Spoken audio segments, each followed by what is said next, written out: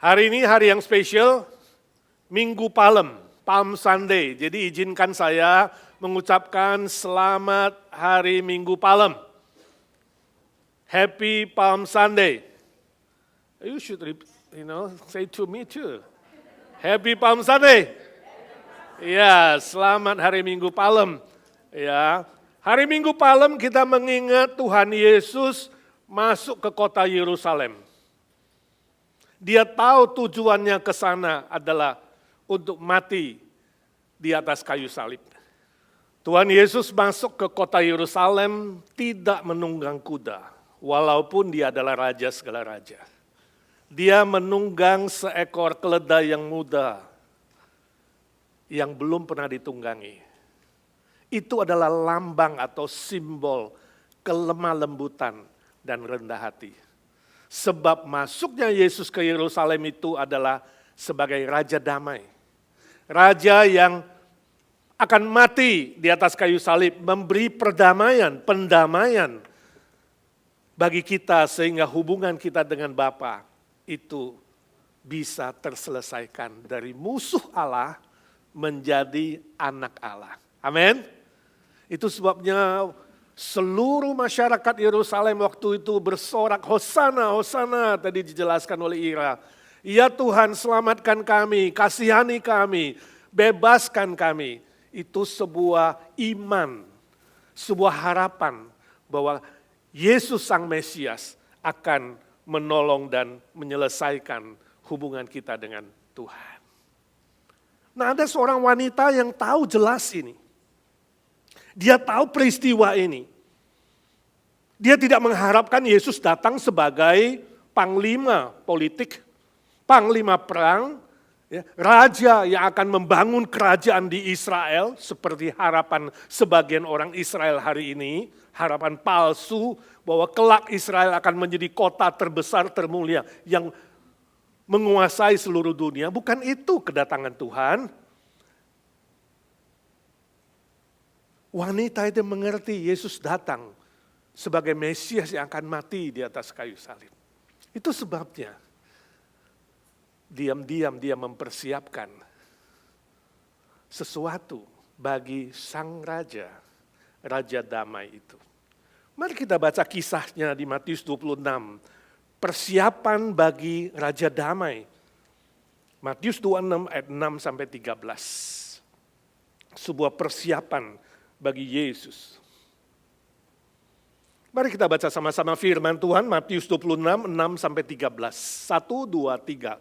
Ketika Yesus berada di Betania, di rumah Simon si kusta, datanglah seorang perempuan kepadanya, membawa sebuah buli-buli pualam berisi minyak wangi yang mahal. Minyak itu dicurahkannya ke atas kepala Yesus yang sedang duduk makan. Melihat itu murid-murid gusar dan berkata, untuk apa pemborosan ini? Sebab minyak itu dapat dijual dengan mahal dan uangnya dapat diberikan kepada orang-orang miskin. Tetapi Yesus mengetahui pikiran mereka lalu berkata, mengapa kamu menyusahkan perempuan ini? Sebab dia telah melakukan suatu perbuatan yang baik padaku. Karena orang-orang miskin selalu ada padamu, tetapi aku tidak akan selalu bersama-sama kamu. Sebab dengan mencurahkan minyak itu ke tubuhku, dia membuat suatu persiapan untuk penguburanku.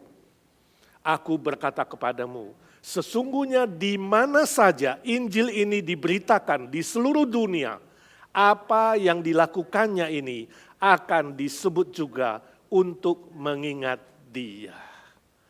Demikian jauh pembacaan firman Tuhan, berbahagialah orang yang membaca, mendengar firman Tuhan dan melakukan dalam hidupnya.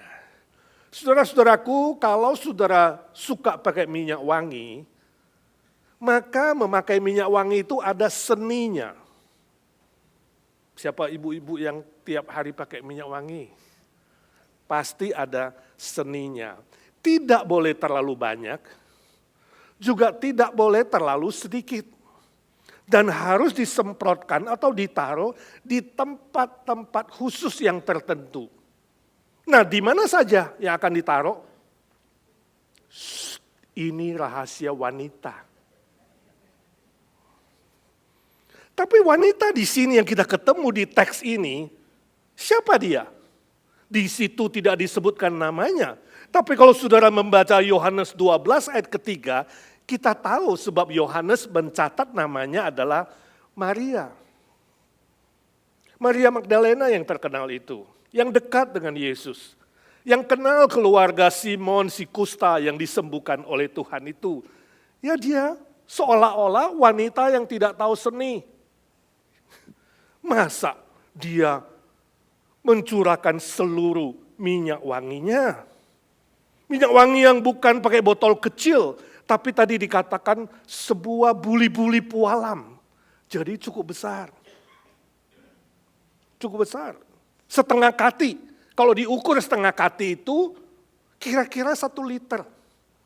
1 liter minyak wangi untuk Yesus. Luar biasa. Padahal itu minyak wangi kualitas yang terbaik. Minyak wangi narwastu. Yang sangat-sangat mahal harganya. Top. Kelas yang paling tinggi. Kalau di zaman ini mungkin kelasnya apa ya? Armani? Ya. Apalagi Chanel, Dior, Gucci, Givenchy, Prada, Hermes. Pasti ibu-ibu tahu karena sering beli minyak wangi ya. Dan ada juga orang yang suka ganti-ganti. Dari Prada ke Versace, ke Hermes. Indonesia bilang Hermes, salah ngomong jadi herpes. Yang pasti di sini bukan minyak wangi nyong-nyong buatan Indonesia. Yang aduh, mana tahan baunya. Bukan yang itu. Ini luar biasa. Mahal sekali harganya. Dituangkan di atas kepala Yesus. Nah kalau adat istiadat Yahudi itu, minyak wangi itu cukup dites-teskan 1-2 tetes saja. Tapi hari itu, Maria Magdalena menuangkan seluruhnya di atas kepala Yesus sehingga membasahi seluruh tubuhnya. Maka seluruh ruangan rumah Simon si kusta, tempat mereka makan-makan itu, harum semerbak, luar biasa. Nah bayangkan kalau sudah hadir dalam pesta itu ya, apa reaksi saudara? Apa reaksi saudara kalau tiba-tiba dalam sebuah pesta muncul seorang wanita dan menuangkan minyak wangi? Saya gak bayangkan kalau saudara saya undang saya ke pesta ulang tahun atau pesta apa, tiba-tiba seorang wanita datang menuangkan seliter minyak wangi di kepala saya.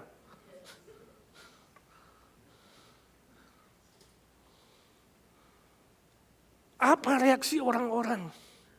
Murid-murid pada waktu itu dan katanya itu adalah Yudas Iskariot yang diberi tugas menjadi bendahara, yang walaupun sering tidak jujur, Yesus masih terus kasih dia kesempatan supaya dia bertobat. Dia bereaksi, dia bilang ini boros. Boros ini, masa minyak wangi 1 liter dituangkan dihabiskan. Kalau itu dijual harganya mahal sekali, 300 dinar. Dan itu bisa membantu orang-orang miskin, bisa taruh di diakonia. Yang akan kita kembangkan tahun ini, diakonia. Bantu orang miskin. Tapi apa jawab Yesus? Yesus langsung bisa membaca pikiran, dia maha tahu. Walaupun dia inkarnasi ke dunia menjadi anak manusia, dia maha tahu. Ini ajaib. Keilahian dan kemanusiaannya ajaib, 2 natur di dalam satu pribadi. Saudara pikir Tuhan tidak tahu? Tuhan bisa membaca pikiran. Jadi jangan cari nujum untuk membaca pikiranmu. Tanya Tuhan, Tuhan membaca pikiran. Dan Yesus langsung bilang, biarkan dia. Jangan ganggu dia, biarkan dia. Gak usah buat dia susah. Dia sudah susah. Kenapa susah? Dia tahu. Nanti hari Jumat Agung Yesus akan mati. Dia susah. Dia tahu Mesias yang dikasihnya nanti akan naik ke atas kayu salib. Dia sudah susah, sudah sedih. Sekarang dia mau buat sesuatu untuk aku. Kamu jangan susahin dia lagi. Biarin aja. biarin aja. Orang miskin selalu ada padamu, tiap hari ada. Jadi kalau membantu orang miskin, jangan pikirin orang kaya. Oh si A bisa bantu, si B bisa bantu. Pikirin diri sendiri, saya bisa bantu gak? Orang miskin selalu ada padamu. Di sekitar kita, di mana-mana banyak orang miskin, bantu. Lalu Yesus tegaskan, dia, Maria, melakukan sesuatu yang penting, sesuatu yang sangat berharga, ya. Perbuatan yang baik bagiku. Nah saudara, istilah baik dalam Yunani ada dua kata. Kata yang pertama adalah agathos. Agathos itu baik secara moral, agathos. Tapi di sini tidak pakai agathos. Di sini ayatnya pakai kalos. Kalos itu adalah baik secara bukan moral, tapi secara hubungan yang indah. Lovely good is not morally good, lovely good. Baik yang lovely itu apa ya? Menyenangkan. Lovely itu juga bisa ada kasih di dalam, ada hubungan intim, ada relasi. Walaupun relasi di sini intim, tapi ini bukan relasi yang romantis atau seksual. Tapi intim secara cinta kasih yang murni. Hubungan cinta kasih yang murni. The true love relationship is not sexually, is not romantically. Kenapa penting saya sebutkan di sini? Karena orang-orang liberal menganggap, menafsirkan bahwa Maria Magdalena adalah salah satu pacarnya dari Yesus. Yesus itu, kalau saudara belajar Mormon, Yesus itu dipercaya poligami, saudara. Banyak istri-istrinya sebab wanita-wanita kemana-mana ikut dia, betul nggak? Dan itu dianggap poligami. Luar biasa. Nanti yang liberal, yang LGBT itu menafsirkan Yesus juga gay. Ini Yesus ditafsir macam-macam. Ya. Padahal di sini sangat jelas, hubungan lovely itu hubungan yang cinta yang murni, the true love. Jadi nggak ada itu ceritanya, oh Yesus pernah punya bayi loh. Dengan si Maria Magdalena ini, nanti di mana ditemukan, dibikinlah penemuan abad 20, ada anaknya di mana, keturunannya di mana. Ada nggak turunan Yesus di bumi? Nggak ada. Nah, ini penting sekali, ajaran liberal nggak karu-karuan, saudara. Alkitab sangat jelas mengatakan hubungan Maria Magdalena dan Yesus adalah hubungan cinta kasih yang murni. Ya, di situ kalos. Lovely good. Nah hari ini kita akan belajar apa yang dilakukan oleh Maria kepada Yesus mengandung dua kebenaran yang sangat-sangat penting. Yang pertama, dia berani berkorban. Dia berani berkorban. Miliknya yang paling berharga. Semua wanita yang belum menikah di zaman itu menabung untuk bisa membeli narwastu yang mahal. Ya, 300 dinar itu adalah upah kerja satu tahun. Jadi kalau 1 tahun kerja gak makan, baru bisa beli 1 botol itu. Kalau si Maria ini menabung 1/3 dari income-nya, maka itu harus tabung 3 tahun. Jadi ini banyak. Mahal harganya. Kalau di Amerika 3 tahun menabung 2/3 itu 1/3 dari income berapa itu? Mahal sekali. Minyak wangi ini. Ya. Lebih mahal dari minyak wangi top line. Tabungan 3 tahun. Nah biasanya minyak wangi ini untuk persiapan nikah. Wanita itu sangat penting. Ya, mempersiapkan dia. Tapi hari itu sebuah botol yang sudah dia tabung 3 tahun. Semuanya dituangkan kepada Yesus. Artinya apa? Dia tidak takut rugi, dia gak hitung-hitungan, dia tidak takut dimarahin orang tua, dia tidak takut diejek, dihina, dia tidak takut komentar negatif orang lain, dia gak pusing itu. Dia rela bayar harga. Cinta yang sejati selalu, perhatikan, cinta yang sejati selalu merasa kurang dalam memberi. Aduh kasih, kayaknya nggak cukup nih ya. Saudara yang pacaran pasti tahu, dulu kalau cinta banget sama pacarnya, udah kasih kayaknya kurang, tambah lagi, kayaknya kurang, tambah lagi. Ingin selalu yang terbaik sampai rela berkorban, seluruhnya diserahkan. Tidak cukup untuk mengasihi dan terus mengasihi. Saya baca cerita pengarang O. Henry. O. Henry itu pengarang terkenal Amerika abad 19. Banyak cerita yang dia tulis. Salah satu yang dia tulis itu tahun 1905 bertemakan The Gift of Magi. Hadiah dari orang Majus. Nah di situ dia menulis cerita tentang sepasang anak muda yang pacaran. Bernama Jimmy dan Della. Mereka saling mengasihi Jimmy dan Della ini. Ya. Begitu indahnya dan sejatinya cinta mereka, rela berkorban. Menjelang Natal, Jimmy terus berpikir, saya mau beli apa ya untuk dia nanti malam Natal, hadiah apa ya untuk si Della. Dia tahu Della itu cantik, punya rambut yang panjang. Ya, indah sekali rambutnya. Della itu cita-cita pengen punya sisir yang bagus, yang terbuat dari kulit penyu. Ya.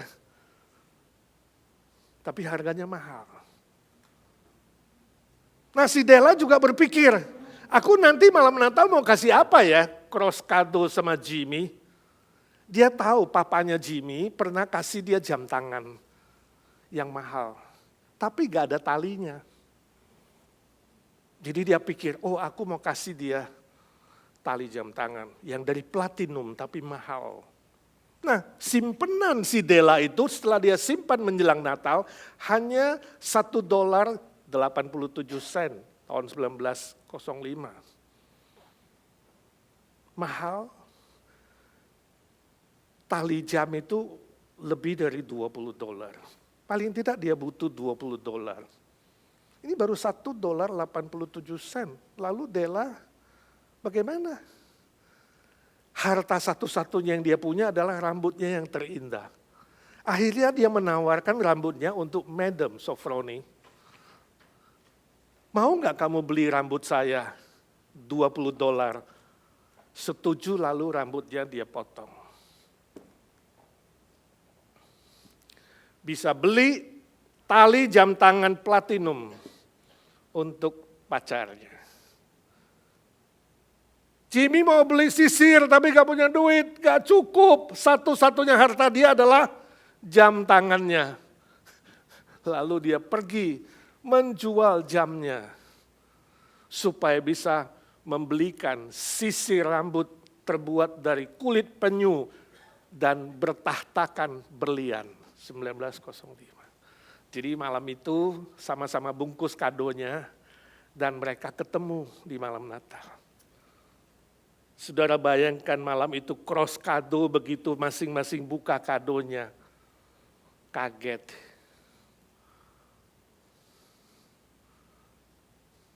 Satu kehilangan rambut, satu kehilangan jam tangan. Walau ada sisir, walau ada tali jam, dua-duanya tidak bermanfaat.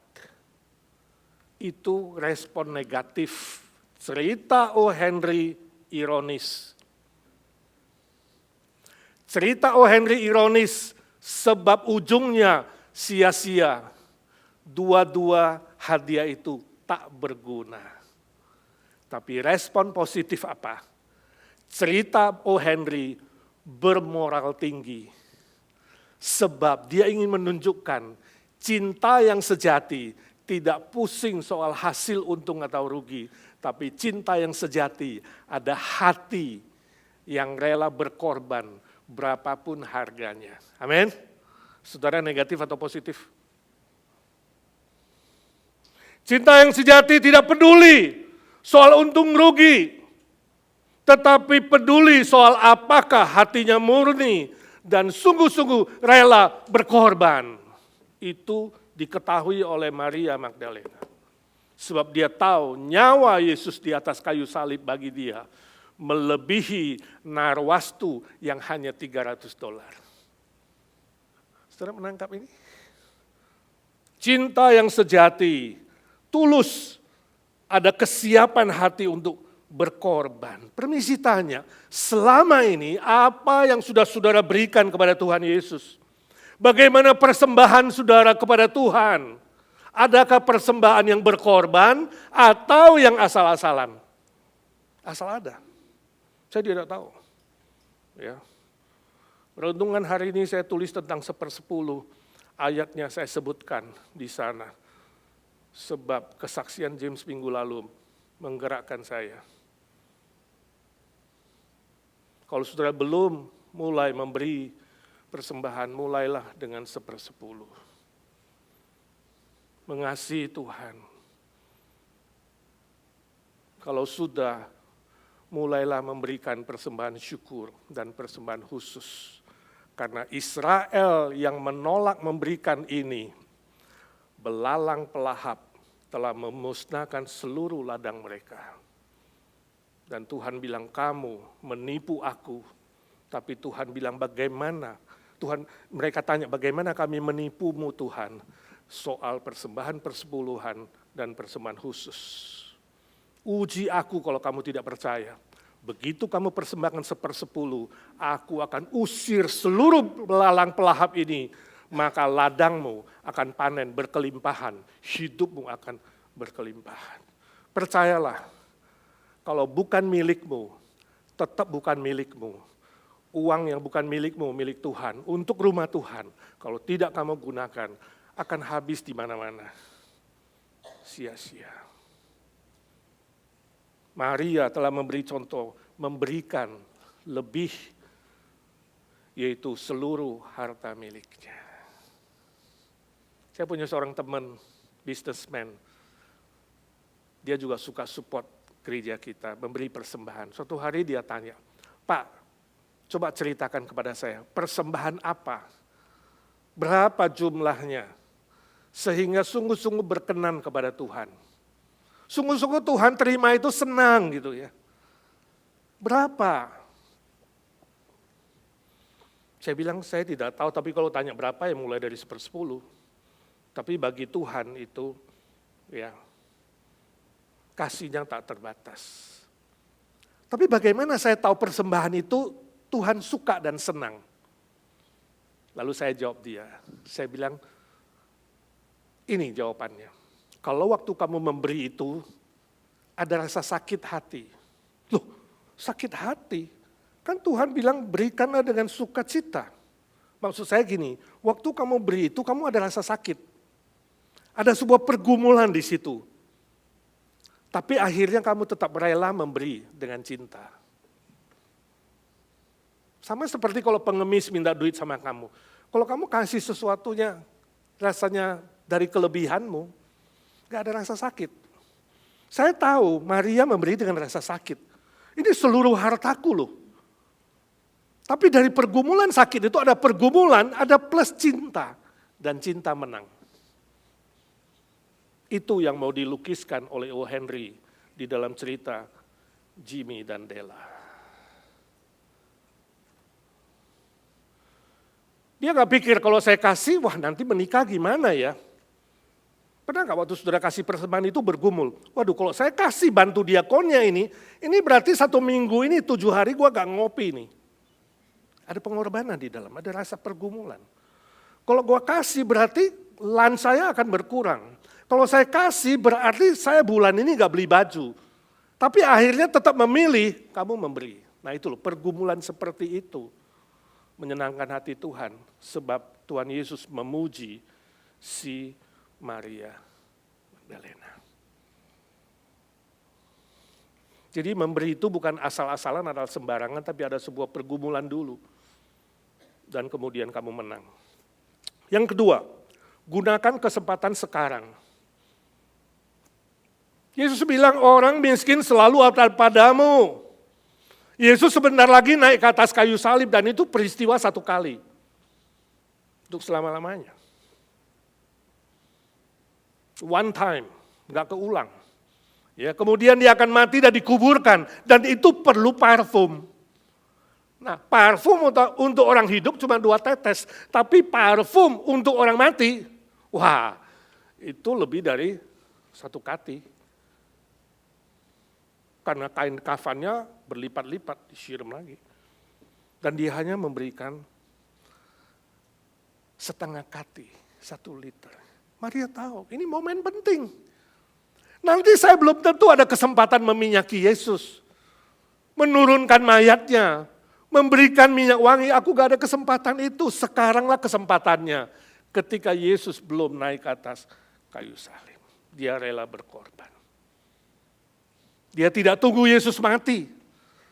Sebab dia tahu orang yang mati tidak bisa mencium parfum. Jadi parfum untuk orang mayat itu adalah untuk orang yang hidup. Karena takut mayatnya bau. Jadi dikasihnya minyak wangi, itu pun yang murahan. Di Indonesia minyak nyong-nyong. Disemprot-semprot itu orang mayat. Saudara kalau ke pesta kan gak kasih minyak nyong-nyong kan? Langsung yang mahal-mahal, Chanel minimal. Dia tahu itu. Dia mempersiapkan bagi sang raja, raja damai yang akan mati bagi dia. Persiapan penguburan Tuhan Yesus dengan parfum yang mahal. Dan Yesus bilang, dimanapun Injil ini diberitakan, ini sudah lebih 2025 tahun. Dimanapun wanita ini, Maria Magdalena, akan diingat dan diberitakan. Dan hari ini saya beritakan dari mimbar ini, dia diingat. Ini loh persembahan yang berkenan, esok bukan harimu saudaraku, hari besok bukan milikmu, hari ini hari kesempatan. Yang tidak mungkin diulang, kemungkinan tidak diulang kalau malam ini saudara harus berpulang ke rumah Bapa. Saya baca cerita suatu kali setelah 9/11, 9/11, kasus di WTC, ya World Trade Center di New York 2, gedung yang ditabrak oleh pesawat itu banyak sekali yang mengalami korban di situ. Ya, seorang suami yang lolos ya dari bahaya itu. Suatu hari bilang sama istrinya seorang yang aktif di gereja, suka ke gereja, suka berdoa, suka melayani. Suatu hari selesai kasus itu, dia bilang sama istrinya, sekarang ekonomi lagi susah. Banyak bisnis yang belum dipulihkan. Bukan waktunya bagimu terus menyumbang gerejamu dengan persembahan. Pikiran normal seorang suami. Ya. Ekonomi lagi down, tunggu kalau bisnis kita sudah lebih oke. Tunggu kalau ekonomi sudah lebih baik, baru kamu persembahan di gereja. Istrinya bilang, kapan tambah baik? Tapi kapan tambah baik? Suaminya bilang, gak ada yang tahu. Kita gak tahu hari besok, gak ada yang tahu. Tunggu aja. Lalu istrinya bilang, suamiku, coba kamu bayangkan, kalau kamu hari itu dalam bahaya, ada di dalam WTC itu, dan kamu gak bisa keluar, apa yang akan kamu lakukan dengan hartamu? Suaminya bilang, aku persembahkan 50% untuk Tuhan, setengah untuk Tuhan. Dan saya doa Tuhan selamatkan saya. Oh bagus sekali kata istrinya. Nah sekarang kamu nyatanya gak apa-apa. Kalau bahaya aja kamu beri 50%, sekarang kamu selamat gak apa-apa. Kenapa gak sekarang berikan kepada Tuhan? Suaminya bilang, iya. Istriku, ternyata logikamu benar juga ya. Ya udah, besok kamu kasih persepuluhan lah ke gereja. Kadang-kadang kita pikir persembahan itu nanti-nanti saja. Kalau saya sudah berlimpah, kalau saya sudah oke, kalau gak apa-apa. Ya, tapi begitu mau di depan, beda. Kesempatan bukan kita punya, cintailah Tuhan dan berikan yang terbaik. Semasih ada kesempatan, semasih sehat, semasih ada kerjaan, semasih bisnis lancar, semasih ada uang di kantong. Kasih, jangan tunggu nantilah. You tidak tahu nanti. Ketika suatu saat kamu tidak bisa memberi, baru ingin memberi, tapi tidak ada kesempatan. Kuncinya adalah berikan yang terbaik untuk Tuhan. Sebab Dia berikan nyawanya.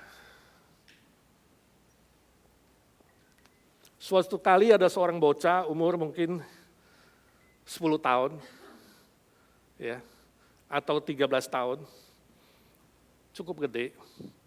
Dia masuk ke sebuah toko, ya, kayak 7-Eleven begitu, ada telepon publik umum, ya.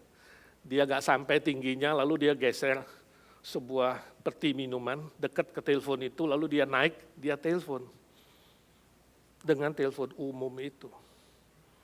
Si petugas toko liatin aja nih anak, ngapain ya? Lalu anak ini telepon, "Ibu, hei ibu, aku ingin bantu kamu bersihin ya halamanmu, kotoran-kotoran, menyapu, membersihkan semuanya." Lalu ibu di seberang itu, yang di seberang telepon menjawab, "Aku tidak butuh. Aku sudah ada yang bagian bersihin halamanku dan rumahku.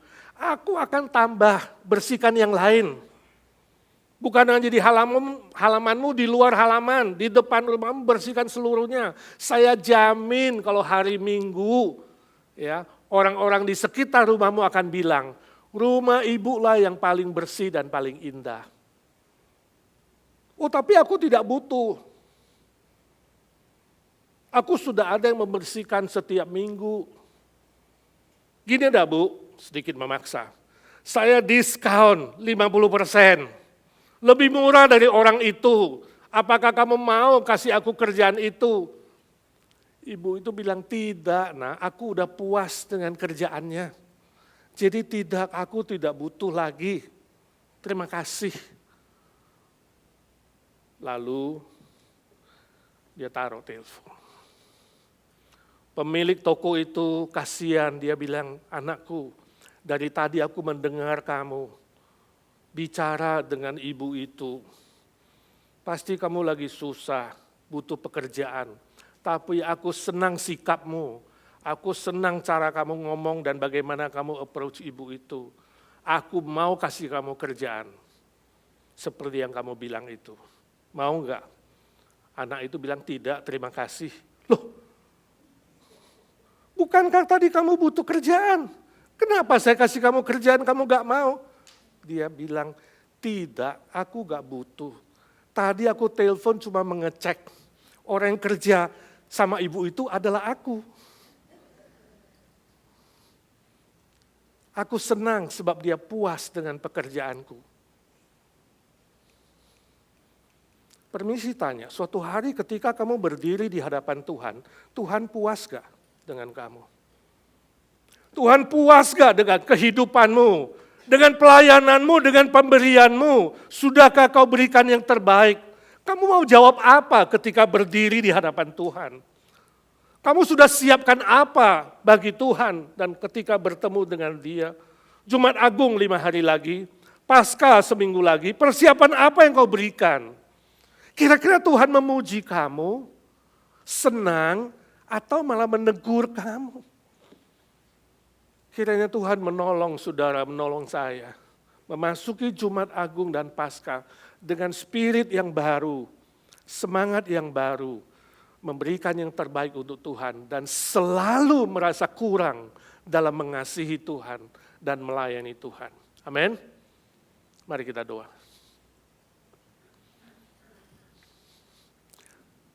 Ya Tuhan Yesus, suara hamba-Mu sudah berhenti. Hamba minta suara Roh Kudus terus mengiang-ngiang di telinga kami, di hati kami. Terus berbicara kepada setiap pribadi kami Tuhan.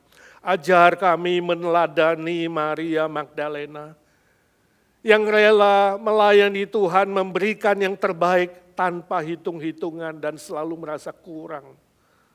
Terima kasih Tuhan, sadarkan kami tidak tahu hari besok. Kalau masih ada kesempatan, tolong kami ya Tuhan. Makin hari makin mengasihi Tuhan, makin hari makin mengasihi sesama, makin hari makin berkenan kepada Tuhan. Dalam nama Tuhan Yesus kami berdoa dan memohon berkat Tuhan. Amin.